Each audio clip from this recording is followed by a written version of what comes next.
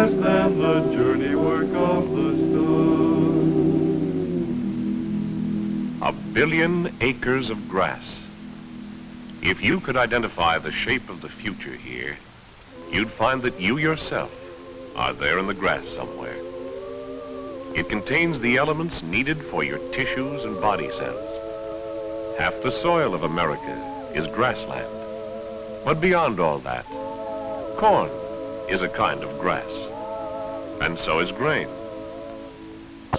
Yours and mine comes out of the earth and first appears in the grass blades. Then the best part of it is transformed by nature and the work of a lot of people, friends you probably didn't know you had. Finally, here it is. Here is the good of the earth, prepared for your use. It is a lovely pot roast. Oh, dear, I can't make up my mind. Bill loves pot roast, but those pork chops look wonderful. Mom, can we get some weenies and those long buns? But, Ted, you had one when you got home from school, and you know how you children like pork chops. If I can have 2. They are good, aren't they? And a wonderful source of B vitamins. Whatever you decide on, dear lady, whatever kind of meat you choose, it will contain the same top value in a substance you cannot live without. Did you ever stop to think, what are Ted and Janie made of? What builds the inches and pounds that represent their growth? Your own tissues, your own living structure, are not static like the boards and plaster of your house. Every cell of you is constantly being replaced. You aren't quite the same as you were even yesterday. And in a few years, you'll be going around in a completely new body. The substance that emerged with the grass and was transformed and changed through meat is protein. Now then, of what miraculous stuff is protein made? Here is the secret of life and growth. We can think of them as the vital letters that spell well-being for all of us, the amino acids. Not every protein has all the amino acids necessary for growth and maintenance of the body. Some proteins are incomplete. They cannot do the whole job of building and replacing by themselves. Meat is one of the few foods that has complete protein providing the full complement of amino acids that we must have for the growth and repair of human organs, muscles, and connective tissues. There are other vital letters that spell life and health, the wealth of vitamins in meat. Vitamins like B1, B2, B12, and add to these food iron, copper, phosphorus. Meat truly provides the building blocks of human growth, vigor, and general well-being. The whole concept of meat's place in the diet was dramatically revised back in the early 1930s when Stephenson, the Arctic explorer, who had often subsisted solely on meat for long periods during his northern expeditions, undertook to live and work under the controlled supervision of a group of American physicians for an entire year on a fare of meat exclusively. The results of this experiment astonished the scientific world. All eyes turned to meat with new respect.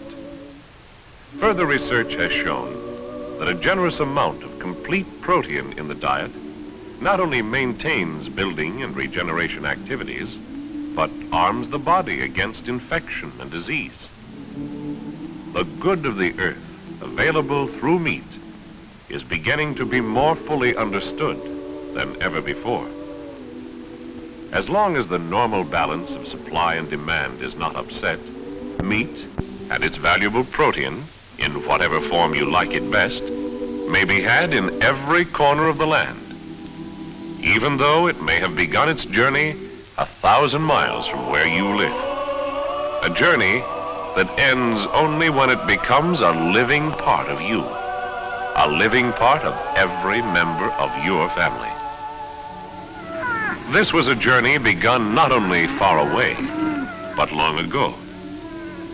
Meat animals have been raised in every section of the country since the first colonial days.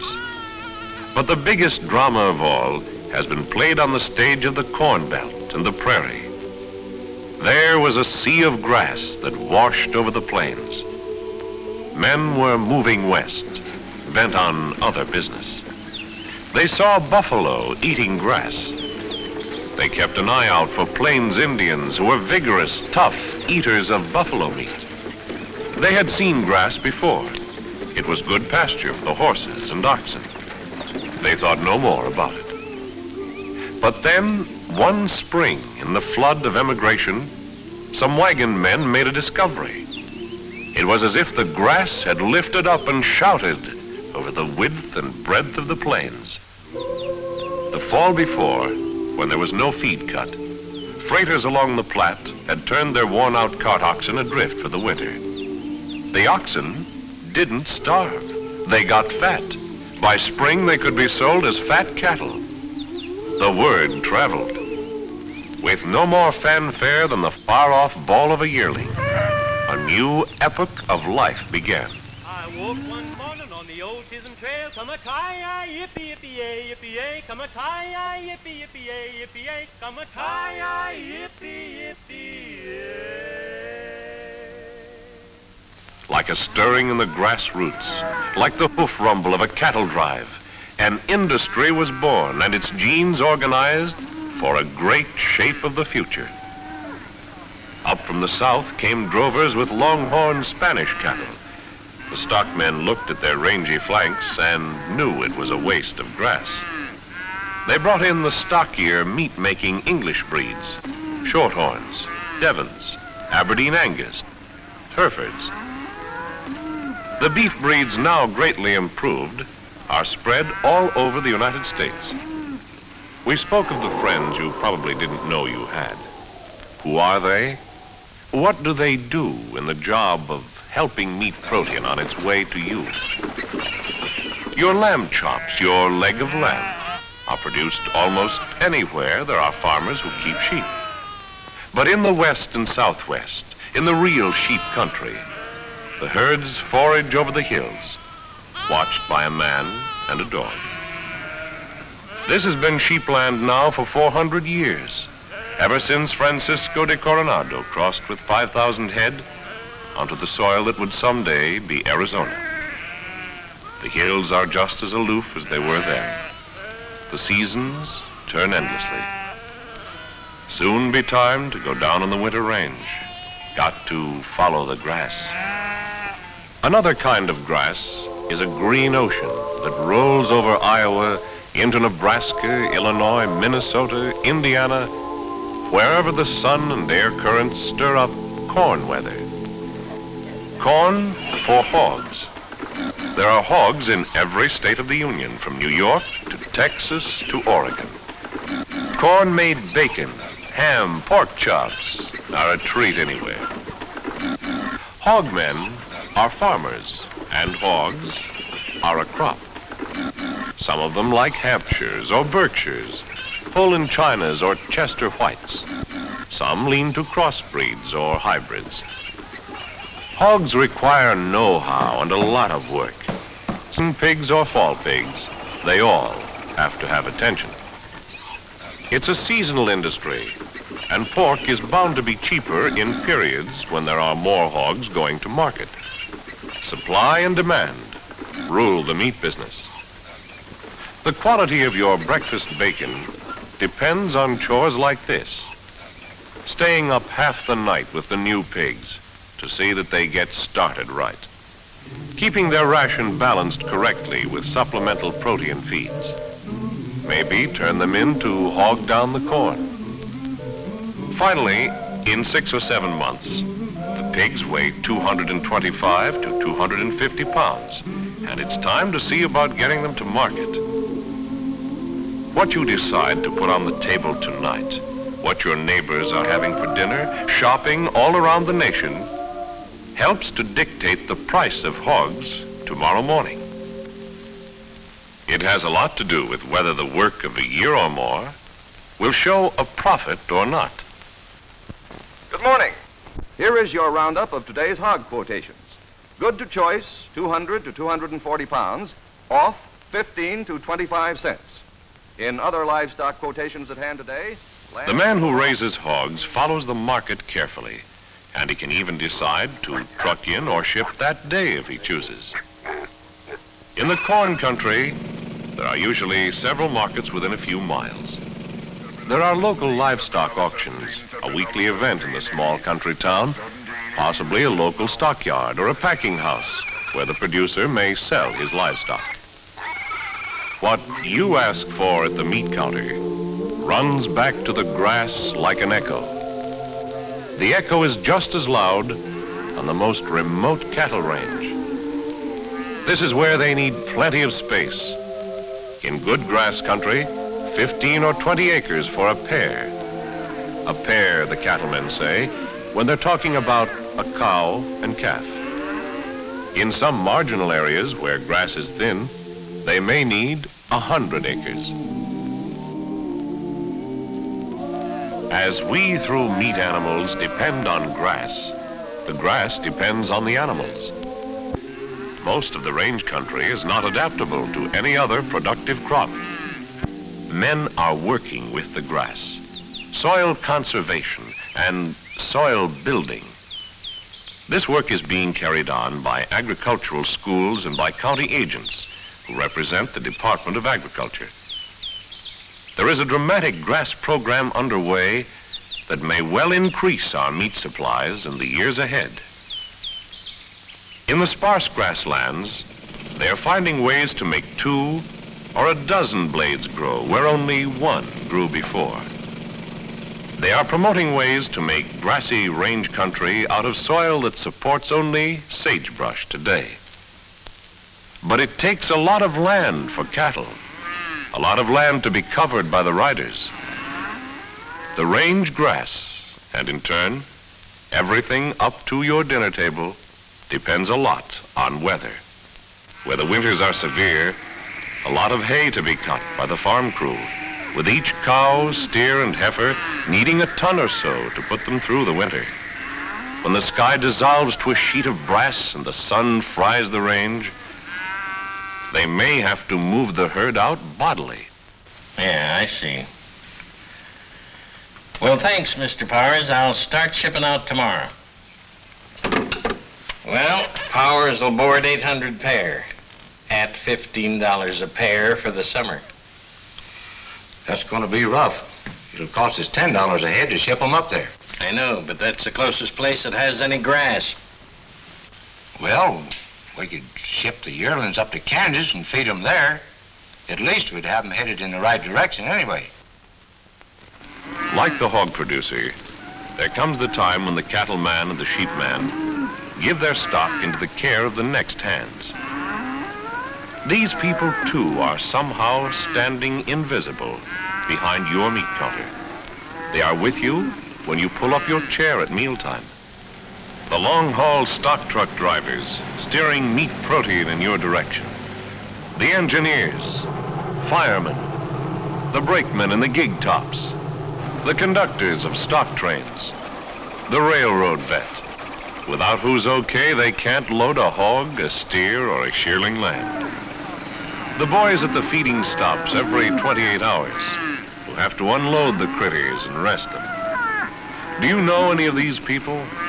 Probably not. But they help you get your meals. The cycle of meat and the cycle of life is turning. Diesel powered. When the engineer takes the controller for this run, he'll ease it gently and no banging drawbars. 6,000 horsepower for 60 cars of meat protein. Maybe east from the sand hills of Nebraska. Maybe west from Colorado, Salt Lake. They start the best product of the grass on the first leg of its journey to you. The Stockyards Company, a totally independent organization, is in the livestock hotel business. It rents pens and sells feed. The agent is the farmer's or rancher's representative at the market. Livestock prices are constantly changing. No one can predict just how the day will go. By 8 o'clock, the market is open. Out in the stockyards, buyers and agents, fortified with all the information they can get, begin the day's business. A deal in cattle, hogs, or sheep is simple. Nobody wastes words. The packer buyer, order buyer, or trader who is buying cattle to feed knows the top price he can pay. The agent knows what he ought to get for his client. Tom, I can't offer you that. Tell you what I'll do. I'll split the difference. I'm going to weigh 'em to you. All right? Weigh 'em.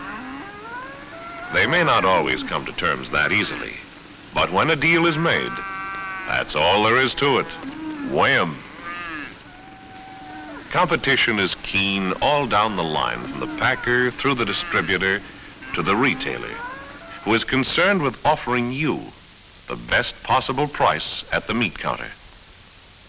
The cattle, sheep, or hogs involved are run onto a scale, and a slip of paper carrying the certified weight of the stock. There are no other contracts, papers, ordinance, whatever. Some of the livestock from the range is sold to feeders.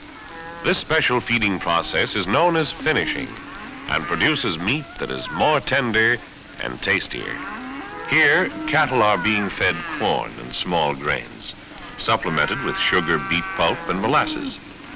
In other sections, they get such delicacies as citrus pulp, after the juice has been extracted, and cottonseed cake. Sheep, too, are often specially fed. Such fare as oats, hay.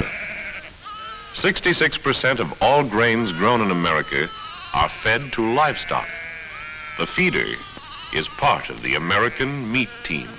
The next step is the meat packer. Any of 4 packers, large and small, who are in business in every state of the Union. The name packer started way back in the days when the only way to preserve meat was to pack it with salt in a barrel. But the packer pioneers were in at the beginning and made the meat industry possible. When they started using refrigeration and refrigerator cars, Iowa corn as bacon or a Minnesota pork roast could be enjoyed in Boston, Baltimore, or Seattle. Top-grade beef from Omaha could appear as a prime rib roast in a restaurant in Atlanta. To stay fresh, meat has to move fast and be kept chilled. In general, large operations and smaller packers function the same way. The packer's original idea of a disassembly line was probably the first application of the conveyor system in industry, with inspectors all along the way. This is a service industry. Packers can't come out with new models every year. But over the years, meat has become more readily available in any form you want it, and at a lower service cost than almost any other food you buy. The meat packer's profit averages less than a penny a pound, and that includes money received for byproducts. Your grandmother had to buy her bacon in slabs and slice it herself. You can still have it by the slab if you want it. But for convenience in modern breakfast preparation, it comes in perfect slices. Because of research and constant experimenting, the hams of today are far easier to cook than the hams of yesteryear. These are some of the people who take the product of the grass and prepare it for your use. The loin puller, who expertly scoops out the pork loin with his two-handled knife. The people who operate meat canning machines. The people who run the machines that reduce fresh cuts to the right consistency for sausage. Here are the people who run the sausage linkers. And there are sausages and specialties to suit every taste. Cold meats for sandwiches. The men who load refrigerator cars or trucks that take the meat protein on its way. the girls in the offices who keep track of it all, who serve by taking care of paperwork, the men who look after the refrigeration machinery, without which no packing company, large or small, could operate for more than a few minutes. But meat is not the whole story of this industry.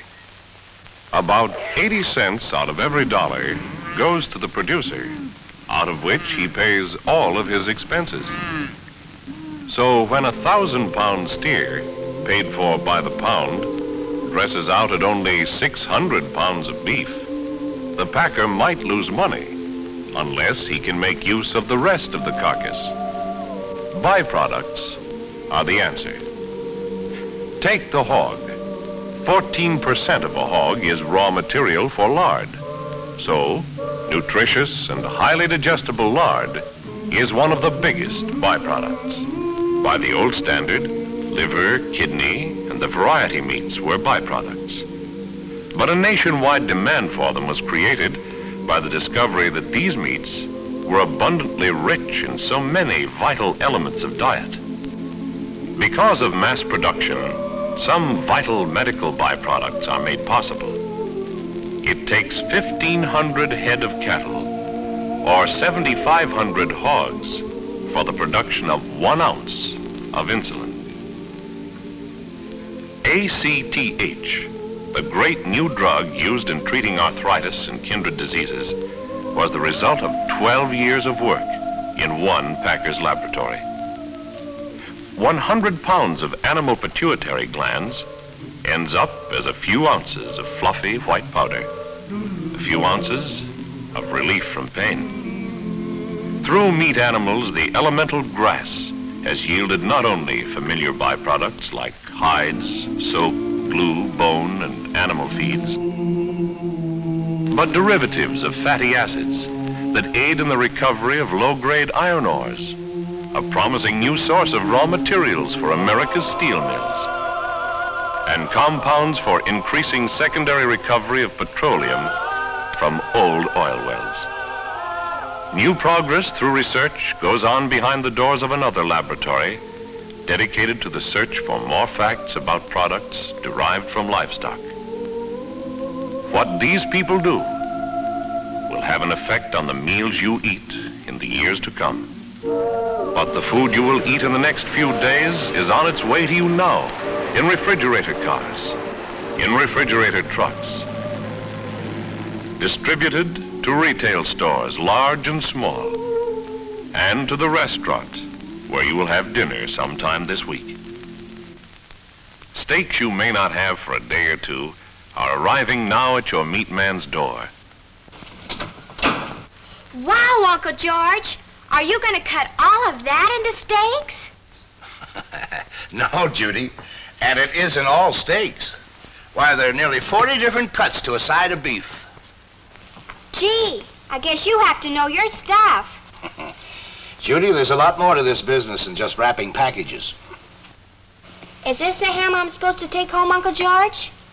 This is a shank half of ham, Judy. I told your mother I'd show her how to get 4 fresh cooked meals out of it. Here, I'll show you what I mean. First of all, I'll cut off the shank end.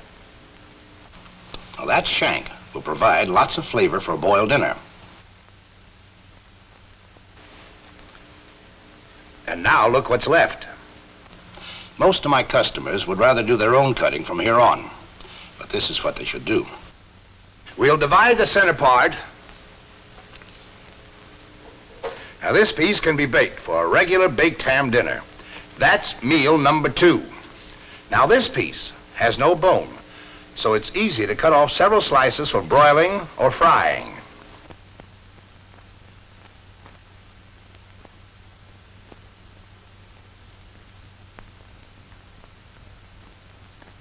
And that's meal number 3. Now, the smaller piece, cut thinner slices, and they're good for scalloped ham and potatoes or any other casserole dish like that. In other words, fresh cooked meal number 4. That's right, honey. It's something the meat people have worked out so customers get more for their money. I see what you mean when you say there's more to your business than just wrapping packages. Well, Judy, I guess everybody thinks this job is important. But there are more than 1 million of us in retail meat stores throughout the country. And I figure each one of us has a pretty important job, because we're the connecting link between the people who supply the meat and the people who eat it.